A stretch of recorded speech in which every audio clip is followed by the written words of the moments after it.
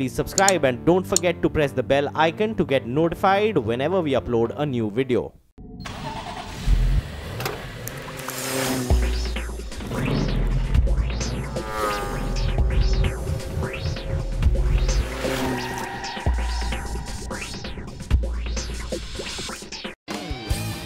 On the show today, Abhay takes Ducati India's Monster 821 for a spin in the capital city. Rohit decides it's the perfect weather to enjoy some alone time with a gorgeous convertible. Our editor Shumi answers all of your motoring queries and we take a look at some of the most powerful sports cars in the country. Hi, welcome to Overdrive. You're watching the show with me, Sohini Dutt. Now, mention Ducati and the first thought that crosses the mind, of course, are fast motorcycles. But they're not just fast motorcycles, they're also a lot of fun to ride.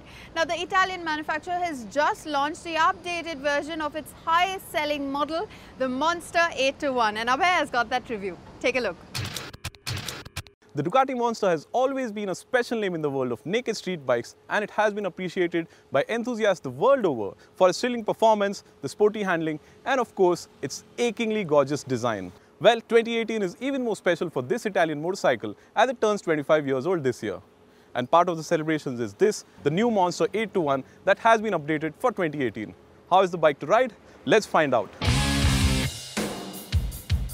Typically, Monsters are seen in red, but our test bike wore this bright shade of yellow, which also looks very appealing. A lot of the design is now inspired by last year's Monster 1200, especially the headlight and the LED daytime running lamps. The fuel tank is a more retro-looking unit now that pays homage to the Monster M900 that was launched 25 years ago, and the tank also gets an anodized aluminum clip at the front, just like the original. The twin exhausts are inspired by the Monster 1200s as well and look aggressive. The short wheelbase helps the 821 look compact, while the riding position is comfortable yet sporty as you need to crouch forward slightly to reach the handlebars. A highlight on all Monsters has been the exposed trellis frame, and that is an intrinsic part of the 821's character as well, just like before. While we are at it, the exhaust manifolds below the frame also deserve a mention here for their distinctive appearance. Another noticeable change on the bike is the new multicolored TFT display that looks nice and also packs in a lot of information. Our test bike also came equipped with the optional pillion seat cowl finished in yellow to match the bike's color and added to its appeal immensely. On the whole, the new Monster 821 is a very handsome looking monster then. Ducati did not feel the need to update the engine for 2018, which means this bike is still powered by the same 821cc liquid-cooled V-twin motor. Well, in fact, the 821 was one of the first Monsters to feature liquid cooling. The engine produces the same 109 PS and 86 Nm of torque, and just like before, the performance is smile-inducing. The twin-cylinder engine responds with an aggression that could surprise inexperienced riders, especially someone not used to the urgency of a V-twin, though experienced riders are sure to enjoy the instant responses. Fueling is precise and the engine is also quick to build revs, which adds to its impressive manners, though with most of the performance available at low to mid revs, you don't really need to rev it hard. The exhaust note is typical of Ducatis with a throaty, guttural sound that is pleasing to the ears, especially as revs go up. Needless to mention, acceleration is quick as the Monster 821 managed the 0 to 100 kmph sprint in our acceleration test in just over 4 seconds. Making rapid progress is thus easy, be it on open roads or in traffic. The 821, however, does not like being ridden at slow speeds and expresses its displeasure by spewing hot air onto the rider's legs along with a jittery feel. The engine is happy revving about 3000 rpm, which is where it starts feeling smooth and is also where the Monster's party begins. On the rider aids front, the 821 gets sport, touring and urban modes to alter engine performance, and you can further customize traction control and power settings in each mode to suit your individual riding style. You might expect the ride quality to be stiff to complement that performance, but the Monster 821 suspension setup makes for a surprisingly good ride quality. Now, I've ridden this motorcycle over broken roads, potholes, speed breakers and whatnot, but the bike has soaked up everything very impressively. But what's even more impressive is the fact that that ride quality does not come at the expense of sporty handling. The new 821 follows in the footsteps of its predecessors and is an able and very confident handler. Be it tipping into corners or making quick directional changes, the suspension setup, sharp steering and wide handlebars work well in conjunction with each other to make for an impressive handling package. The front forks are not adjustable though, which might just disappoint some, since it means that you cannot dial up the preload for a sportier feel from the front end. The suspension does help the bike stay planted when leaned over around corners though, and soaking up mid-corner bumps is never a problem either. Credit for the handling also goes to the Pirelli Diablo Rosso 3 tires the bike is shod with, which offer lots of grip at all times, especially the 180 section rear. Braking prowess from the Brembo monoblock calipers and twin 320mm discs up front is also very good, and slowing down quickly is very easy. The Monster 821 has always been likeable as a middleweight naked, and the updated 2018 version makes it even more likeable. The bike is priced at 9.5 lakh rupees ex-showroom, which is higher than what most of its rivals cost, but then Ducati has always been known to command a premium for its offerings. But with that said, I also need to mention here that not only does the new Monster 821 take that Monster legacy forward, but it also is one of the sweetest monsters I've met till date. Well, do write to us and let us know what you thought of this particular story and what other motorcycle you would want us to review on the show for you. Time then for us to dive into our first break here on the show, but do come right back, because on the other side, Overdrive editor Shumi will answer all your queries on Auto Selector, and we'll bring you some of the hottest sports cars in India. Welcome back. You've joined us on our Auto Selector segment here on the show, where our Overdrive editor Shumi joins us on a weekly basis to answer all of your queries. Hi Shumi, our first question this week comes in from Abhijit Burman. He writes in saying that he's been driving a 2011 model of the petrol Ford Figo, and he plans to upgrade to an SUV. He has a budget of 10 to 12 lakh rupees. His travel details, he says, is he travels 5 to 10 kilometers daily, and once in 2 months he undertakes a journey which takes him 400 kilometers. He has a family of 3. Service availability nearby is of primary importance. He says a Mahindra, Maruti Suzuki, a Hyundai, Ford as well as a Renault are the manufacturers that he wants to choose from. He says his first choice, of course, would be the Mahindra XUV 500. What would you suggest, Shumi? Abhijit, I don't think you'll get a XUV 500 within your budget, because I think it's become a more expensive car after the recent facelift. It may not fit into your budget. But then again, you're not driving a whole lot. So whether you buy a petrol or diesel, I would say stick with petrol. And if you're looking at a petrol SUVs, within the service availability, as you pointed out, there are a number of good ones. The small one, the Brezza, very well detailed out. It's a diesel, slightly stiff ride quality, but a very nice car. The option to that, and the one that I recommend to you, is the Hyundai Creta. Extremely feature loaded, very nice to drive. You're not driving all that much. Petrol will be just fine. You'll also save a little bit of money within your budget. So to me, the Creta looks like the right car. If you do want a diesel alternative, get a Brezza. Our next question this week comes in from Pavan Kumar. He writes in saying that he wants to buy a 125cc motorcycle, but is confused between the looks, performance and low maintenance of the Honda Shine and the Hero Glamour. Which motorcycle would you suggest, Shumi? Pavan, of the two you've selected, on terms of looks, I would be very hesitant to recommend one of the two, because looks are personal and your sense of what is a better looking motorcycle is different from ours. Between the two, in traditional how motorcycles are considered in design, I think the Shine SP is traditionally a better looking motorcycle. Unfortunately for the Glamour, it's also a slightly better motorcycle overall, and that's why I would recommend the Shine SP to you. But if you like the Glamour, absolutely go for it. Nothing wrong with either of the motorcycles. They compete neck and neck with each other, and they are very close to each other in spec as well. Well, if you have any more queries, certainly toss them to us on helpdesk@overdrive.co.in or via Facebook or Twitter, and we'll get Shumi to answer them for you on the show. Now, the whole of this week, sports cars have been commanding a lot of our attention. It, of course, started with earlier this week when Porsche launched the GT2 RS model in the country. Then Abhay was extremely busy with his interesting tryst with Audi sports cars at BIC. Take a look.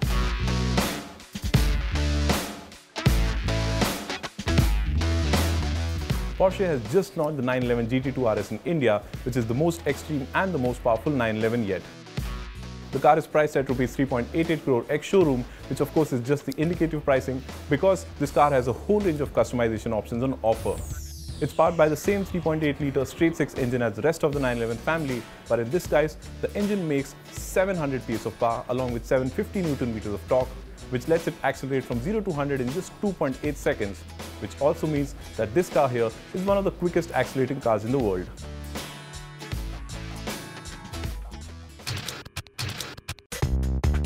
Tata Motors has officially announced the name of the production spec H5X SUV we caught a glimpse of earlier this year at the Auto Expo as Tata Harrier.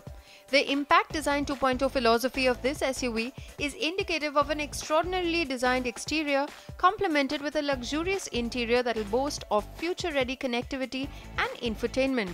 Fiat's multi-Jet 2 engine will power the Tata Harrier, and we will see it in 2 states of tune, 140 PS for the 5-seater variant and 170 PS for a 7-seater variant, which we will see sometime later. We expect the Harrier to cost somewhere between the 9 to 12 lakh rupee price bracket once it comes to India in January 2019.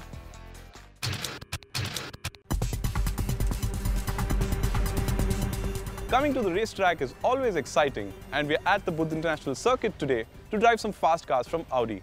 Well, the German luxury car maker has just kicked off the 2018 season of its sports car experience that allows prospective buyers and current owners to experience Audi's engineering prowess. Well, what's on the menu? We've got the RS6, the RS7, of course the R8. But what I'm also looking forward to driving is the new Audi RS5. The RS5 is the newest performance car from Audi and is powered by a 2.9-litre V6 petrol engine that makes 450 PS and 600 Nm of torque. We have driven the car on the road, but the sports car experience was the first time we drove it on track. 2 laps are barely a gauge, but the RS5 felt impressive with its performance, handling and grip levels, as also the fact that with Quattro sending power to all 4 wheels, putting 450 PS down was extremely easy. Next up for 2 laps in the last generation R8 V10 Plus, which of course was more fun. The sports car experience also allowed us to drive the RS6 Avant and the RS7 Performance around a specially set of handling course with traction control switched off. Needless to say, driving 600 PS cars around tight corners and a slalom course was fun too. Well, Abhay certainly lucky, isn't he? But guess what? We have a very epic drive coming up, and we've been encouraging you to sign up every year for the Overdrive Independence Quarter Drive. We drive only in the best SUVs from Audi. Take a glimpse.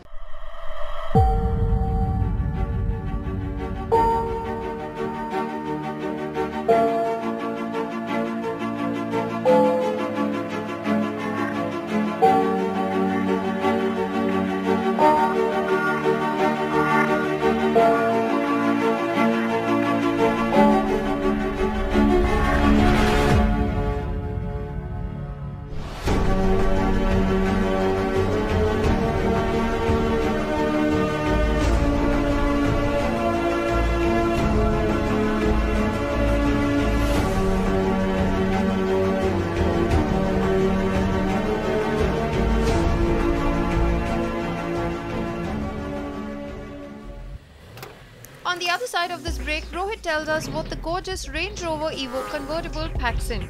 Come right back, you're watching Overdrive. Welcome back, you're watching Overdrive. Now, on days when we aren't battling with floods and Mumbai isn't busy drowning, it is of course perfect weather to enjoy some open-top motoring. Now, we have a convertible which isn't even concerned with the imperfections in the road surface. Say hello to the Range Rover Evo convertible. This is the Evo convertible. I know it's been out for a while, but we're waiting for the right weather to bring it out. In fact, the monsoons are a good way to enjoy that wind in your hair experience. In fact, the monsoons are also the reason why this car's dirty, and I'm going to leave it that way. This is one of the very few convertibles that actually looks good when it's dirty. After all, it finds its roots in SUVs. But SUVs are typically large and burly, meant to take 5, 7, 8 people in comfort. But when the Evo came out, it actually broke that stereotype, spearheaded the charge for compact luxury SUVs. But more importantly, it made a bold fashion statement. With a convertible, it makes an even bolder statement. I mean, look at it. It looks gorgeous, doesn't it? Yes, quite a few drop-top SUVs exist, like the Jeep Wrangler or the erstwhile Gypsy, but none of them peg luxury and aesthetics as their primary draw. The Evoque does just that. It looks great even today and lends that handsome styling to the convertible variant too. It is based on the two-door variant, and compared to its hardtop counterpart, the convertible features a shorter and steeper A-pillar that is comparable to low-slung convertibles like the Audi A5, for example. There's only a small problem. You see, when convertible sports cars pull their roof back up, they look like coupes, which is a beautiful form. But when this car pulls its roof up, it looks like a coupe crossover, which inherently isn't a very good-looking body style. So you see, the best way to look at the Range Rover Evoque convertible is with that fabric roof down.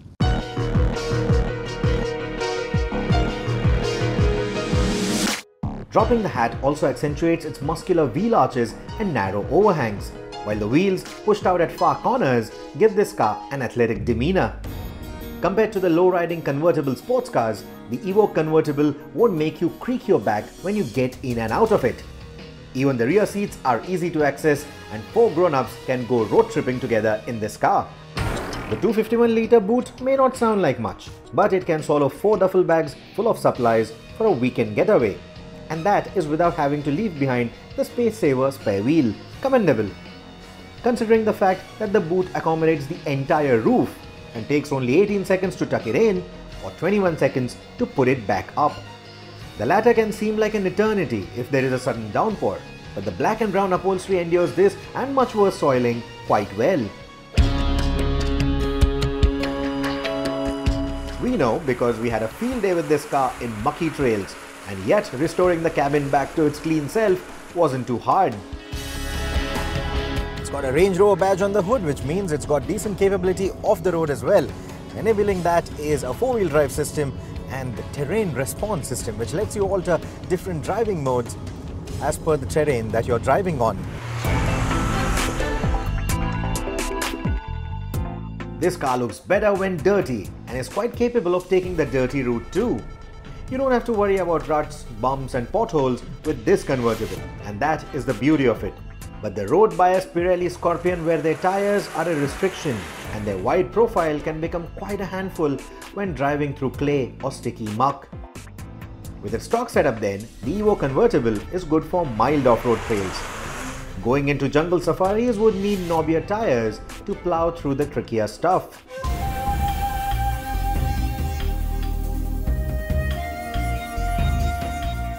Apart from the usual bits of open-top motoring like driving up a mountain road or going down the highway or driving next to a coastline, what this car will also enable is going back to safaris with open-top motoring. It was done back in the day, it was quite a popular thing back in the day, and that is a story for another day. In fact, my colleague Bob Rupani, he is already jumping with joy even at his age with the launch of this vehicle, because he is now waiting to get his hands on this car, take it out into the jungles. It's got a petrol engine, which also means that most of the jungle safaris in India will allow this vehicle. Diesel vehicles are not allowed because of the noise and the clatter that they produce. The petrol refinement will obviously allow this vehicle to head out on those jungle safaris. Now that's something that is definitely worth looking forward to. But like I said, it is a story for another day. The beauty of the Evoque is also its handling characteristics. The short wheelbase of this vehicle gives it nice and tight dynamics. It feels very focused around bends, even around tight bends. And thankfully, that doesn't change with a convertible either. It still feels as focused, it still feels as tight. That makes for some good driving fun. Around the winding roads, the Evoque isn't the sportiest SUV around. And the convertible form means that it is even softer than its Fido variant.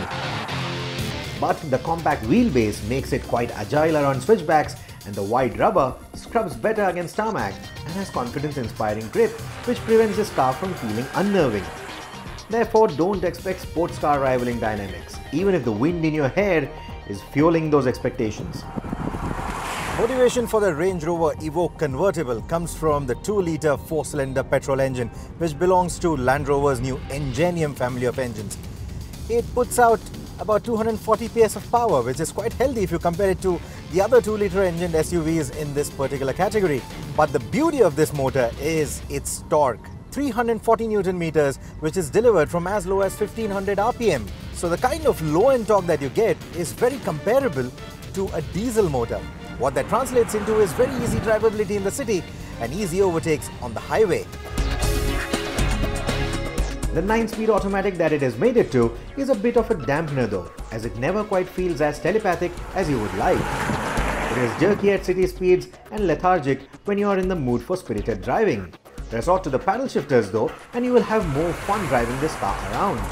It went from 0 to 100 kilometers an hour in a mere 7.6 seconds during our test, which is quite quick. But the rest of the package isn't as enthusiastic.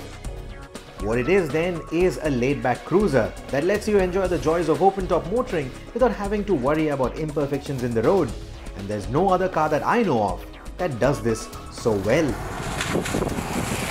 Yeah, I know, the Indian conditions aren't the best suited for open-top motoring, but I've often said this. These few moments that you get in the monsoon season or the winter season, they're enough for me to justify buying a convertible.